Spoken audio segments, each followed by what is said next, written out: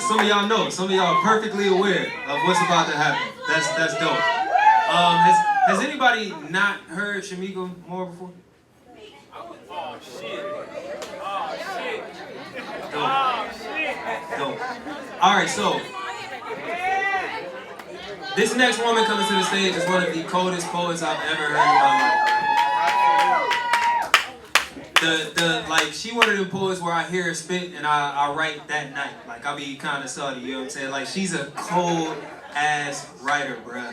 She's I could gas all day. I really could. I'm gonna just bring her up, man, cause so I want y'all to reach into the depths of your spirit, and show some love, and really get ready to be fed this evening, cause she bringing a lot of food for us tonight, man. Put your hands together, show some love, show your ass for Shameaca.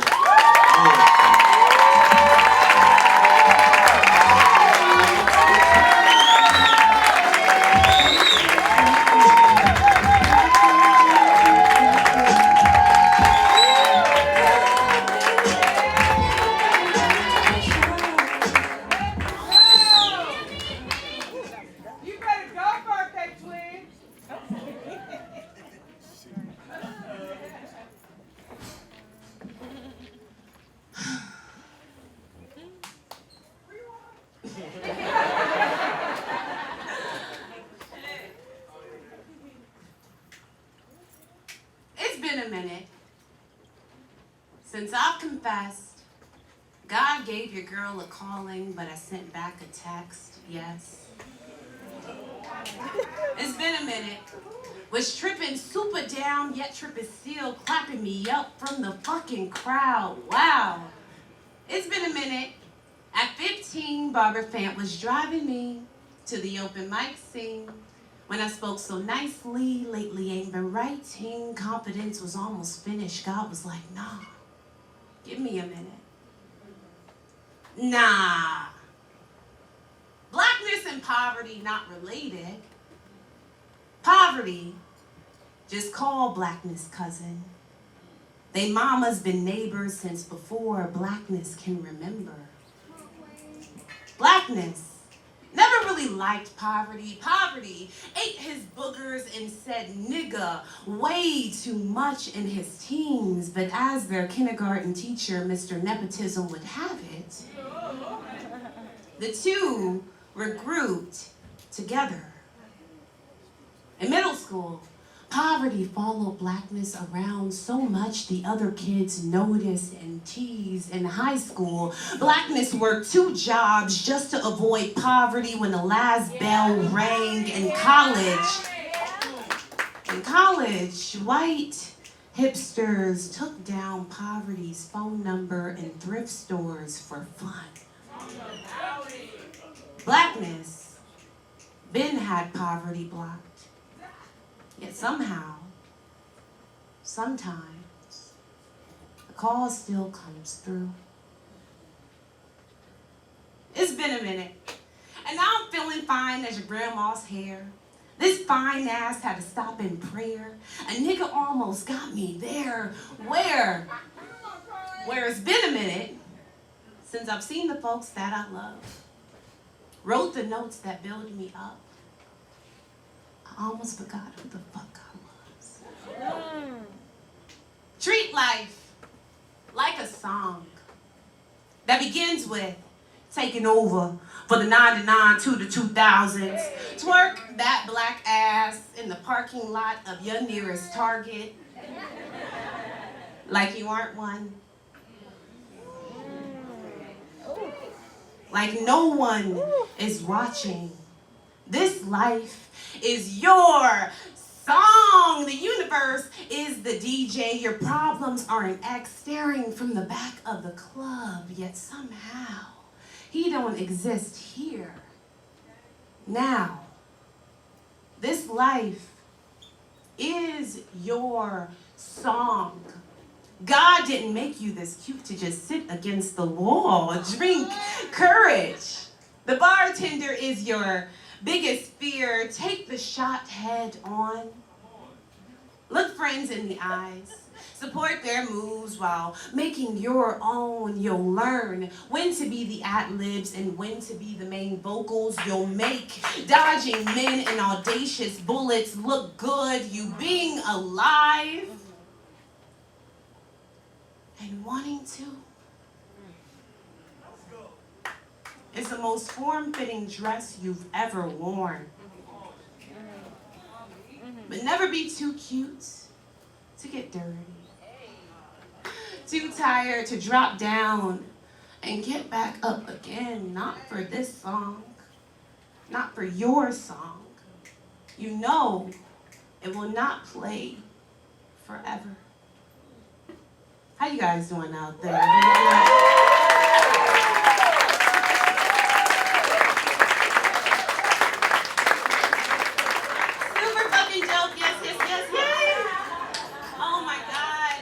Please give it up for this last performer who came right before me.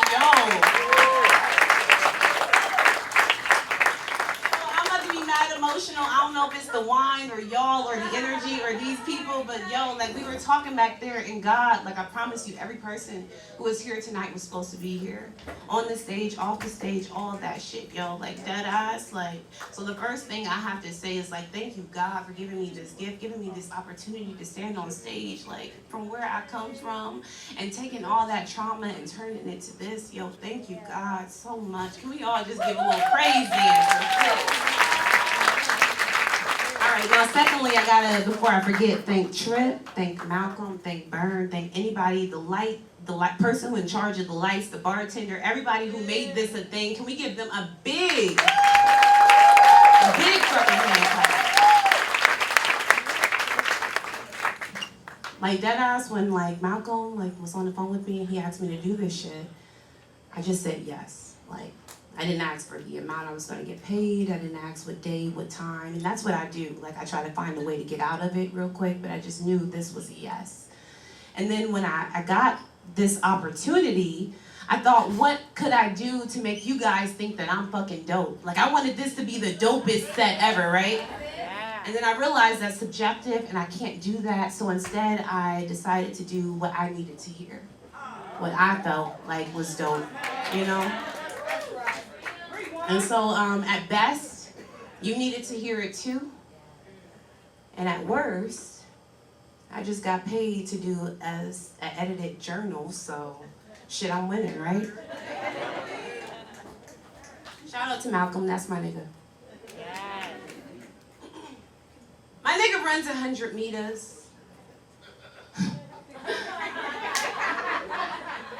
My nigga got that for cheaper. You say, my nigga like you own him. I am my brother's keeper. Rather it be me than lynching to a tree that's jungle fever. My sister got called a nigga by a white boy who couldn't read. But he could read her. No wonder I tell about Malcolm X whenever I get leisure. She knows I always leave her hope. My degree can reach her. Before I come home and see insecurity rise up and eat her, they ask her what she wants to be. She says, my big sis Mika. She's in college in Wisconsin. When I get big, we'll have it in common. Now I'm looking at the nonsense I participate in. Sometimes when you're being chased, you forget what you're chasing. Last night, I was chasing some vodka with another shot of something that could leave my conscience vacant. What good is a conscience when it's just moral entertainment?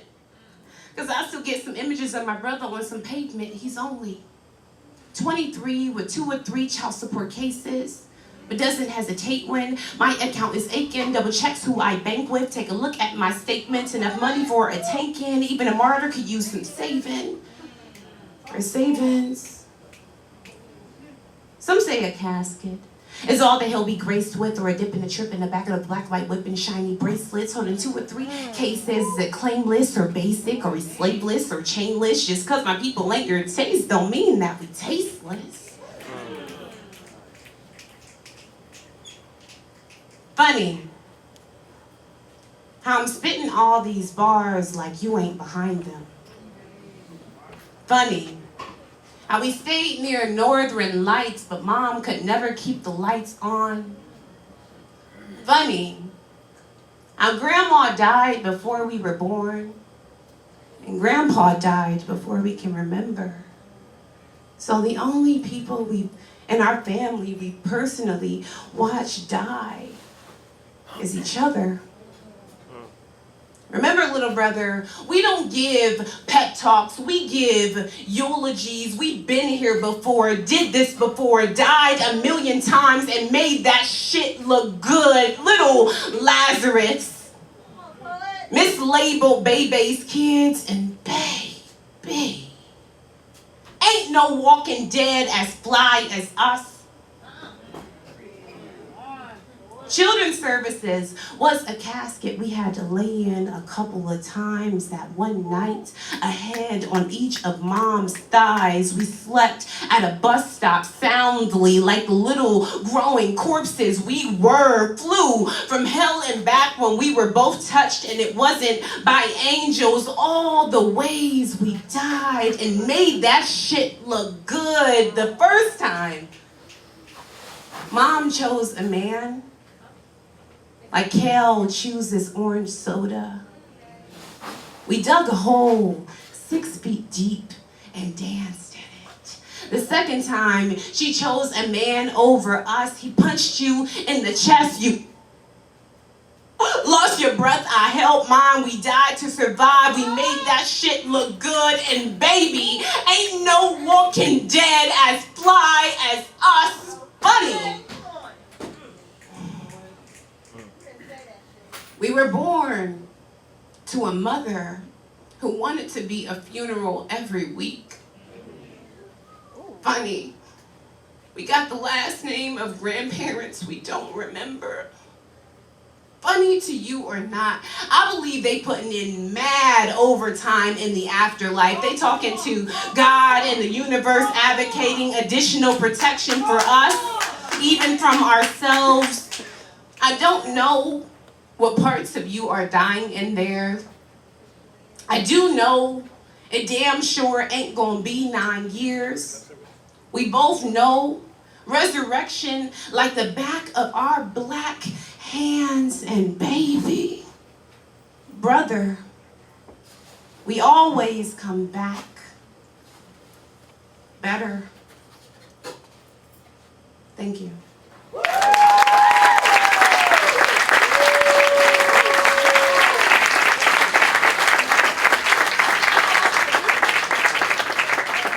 I dead ass didn't intend to say anything in between, cause like fuck it, like if you don't get what you was supposed to get from the poem, then I shouldn't perform it. But Malcolm's daughter saw that I was nervous and she wrote me a note and I wanted to read it. And she said, "Dear Shameaca, do your best. You got this, girl. Think of it as only me. Also, I'll be there cheering you on."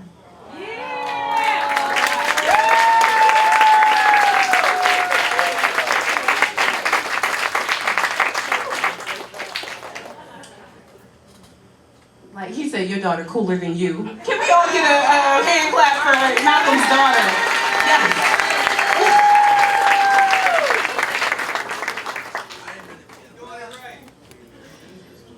It's been a minute since your girl died. Call it scales or cocoon, but I'm new and alive. Call it God or Oshun or Buddha on the side, astrology probably once I get my birth time, or my grandparents, Ben and Janet, and angels errant. It's apparent something's keeping me alive. It's not only me. I'm choosing wrong all the time, and most times I find I'm buried alive, and most find I'm not the image they liked, and most nights I smile while I cry. I know it's gonna be okay. This is just a human life. You can't birth if you can't die. You can't birth if you can't die. You can't birth if you can't die. You can't love her. You want to bury me. Well, here's the shovel. I gave you a head start, 3 feet down already. I'll lay if it makes it easier. You want to hate me. Well, here's my biggest insecurities, my biggest fear. Here's the thought that really makes me spiral. Do it big, lover. You want to leave me.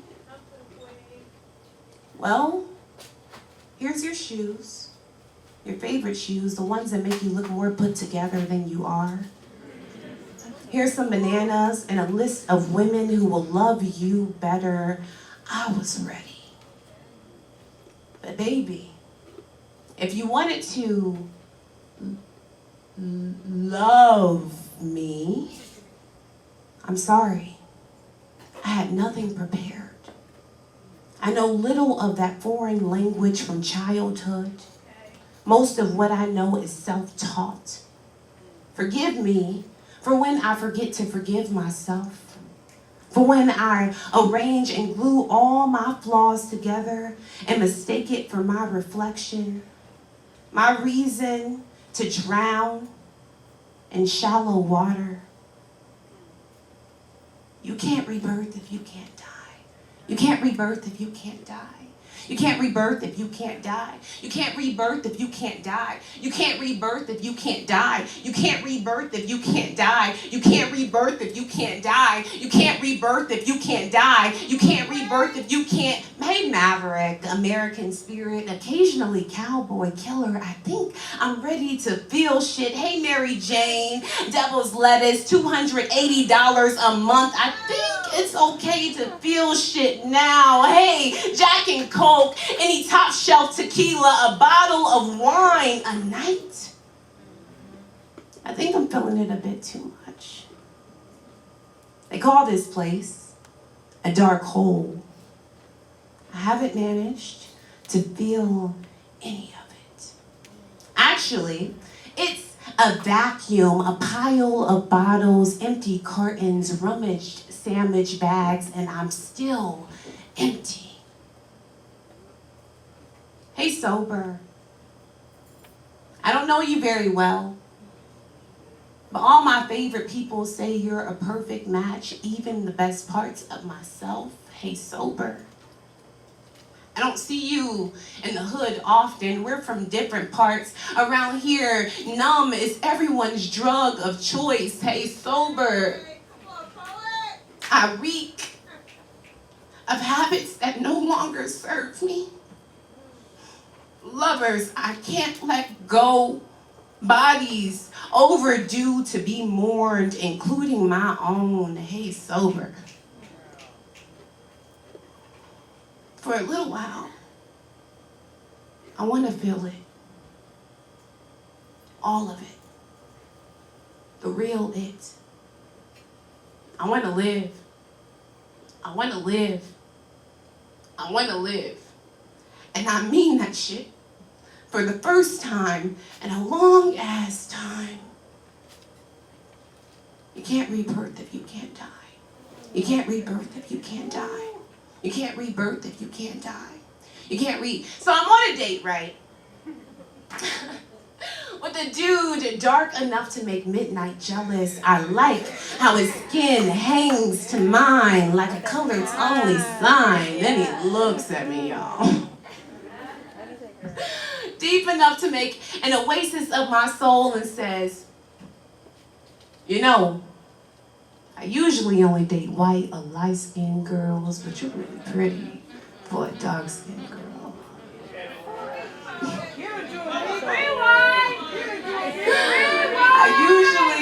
I usually only like light-skinned girls, but you're really cute for a dark-skinned girl. He smiles. Like there's an engagement ring planted in what he meant as a compliment. And I, ever so ladylike, respond with, what the fuck is that supposed to mean? You know, I try to keep myself from regurgitating all the Malcolm I've ingested in the last 7 years, but he's found his way out by any means necessary, so I tell him, bathing in a tub full of bleach must be your weekend hobby, huh? I bet When you suck your lips in real tight, you think you look like Ashton Kutcher. You would have to wear charcoal for concealer, and I'm pretty for a dark-skinned girl. I don't know why I got so upset after the 79th time hearing this.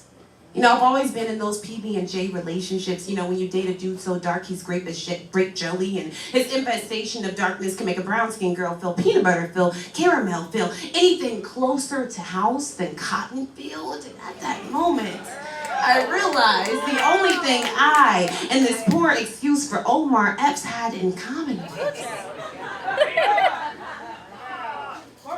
hating ourselves. So after giving him every Andre Lord quote I could think of, I politely step over the culture he's left on the way to his seat. I leave a little bit of mine. I make my way back to my hood. I stop at the corner of Pickaninny and Petite. I allow my steering wheel to mourn my forehead. This is what it looks like when black girls give prayers in the projects. When you're not man enough for God and not light enough for your own people. When having breasts makes you inferior and lack of pink in your nipples makes you hopeless. When you got way too much melanin to be a feminist and your womb ain't covered by the NAACP. But hey, at least you're pretty. For a dark-skinned girl. Thank you guys so much.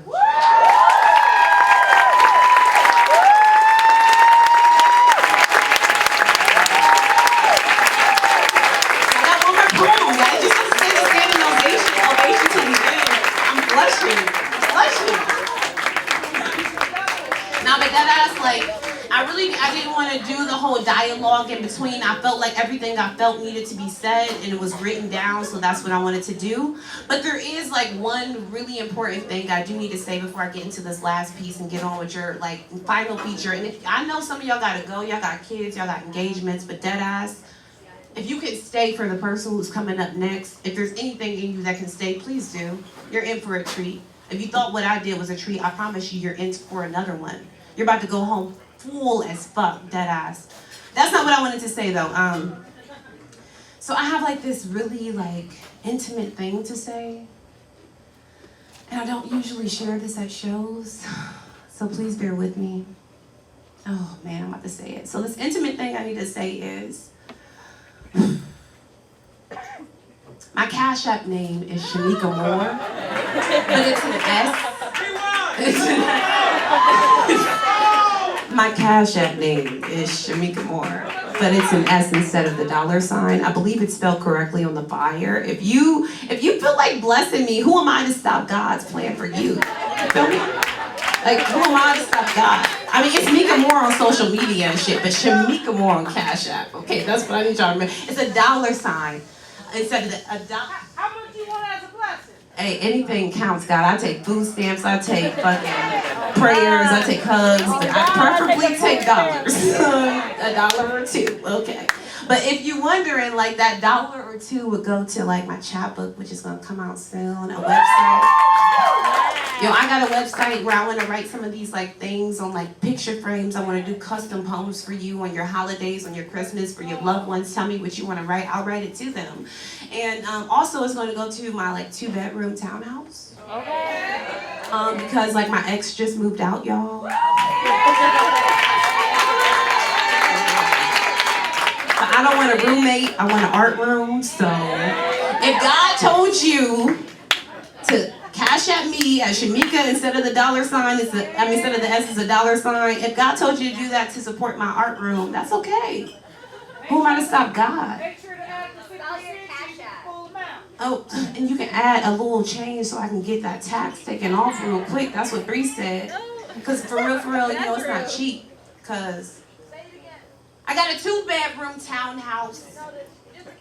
Okay, Cash App. Sorry, we're gonna go back. It's Shameaca Moore. It's on the flyer. It's on your phone. But instead of the S, it's a $sign. Instead of the S, it's a $sign. Instead of the S, it's a $sign. It's $HA. Damn, I forgot spelling my name. HAMACA. Shit, my mom was cool. She got complicated. Okay, SHAMEACA. Oh yeah.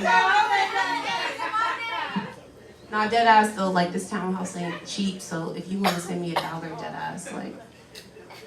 That's really important. And it's Mika Moore on everything else, but remember my Cash App. I got a 2-bedroom townhouse. And not another nigga moving in. I'm no longer foolish enough to believe I can really build a man. Come on. Like good, there's some God in me.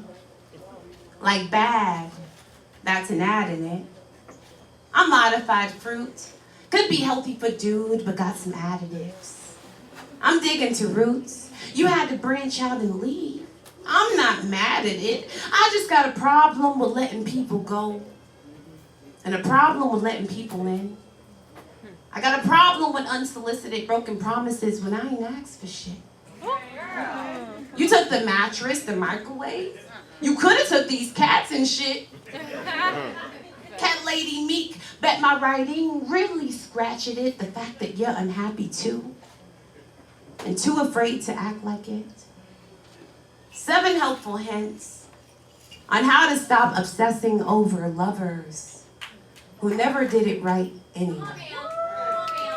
And some alternate names for this poem would be accept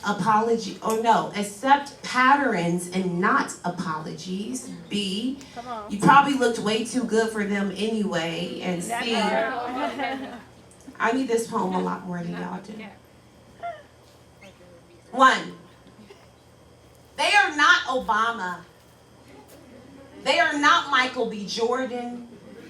They are not dreadlock Jesus. In other words, if they're not the only president you'll ever claim, the cornerstone to why you're still semi-attracted to men or saving the abandoned house you call a soul, why invite them in anyhow? 2, look into private investigating. I mean, during undergrad, you majored in finding evidence in Snapchat backgrounds. You got a master's in cultures of fuck boy. You're still working on your PhD, and that shit better not happen again. You, my dear, are a qualified detective. Surely keeping tabs on a cheating lover doesn't pay enough. Like their attention. 4, actually 3. After the 39th time calling, put the phone down. Pick the Henny up. Drink it. Like it is a cure to getting your dignity back again, just to lose it again. Call again with heartbreak. You gotta go all the way through it. You gotta make their voicemail your journal until you're no longer content with it knowing you more than you know yourself. 4, when you catch them texting that one new friend, more than platonic emojis and body parts. Send your lover on a fake, free vacation for 2.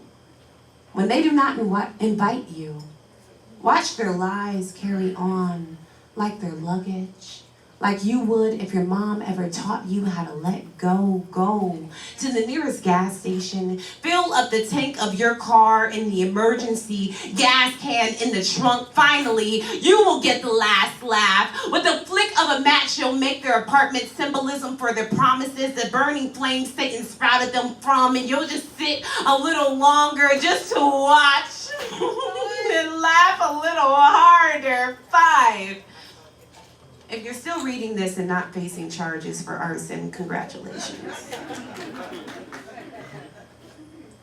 You may be mind-fucked, but you know you cannot make them love you. 6, fuck them! Period. No one will ever do it like you did. You gave them more orgasms than Donald Trump gives you reasons to hate him. They do not have enough clitoral votes to get re-elected in your lower Oval Office ever again. 7. Back out of the Instagram post with the 74 likes, their ex's best friend. Back out of whatever got you to the page of a weed dealer named Pootie. Back out of your room to the nearest bathroom, double tap your mirror and draw a heart around that bitch in your favorite red lipstick, baby girl. Your love is the only one that matters here. Thank you guys so fucking much.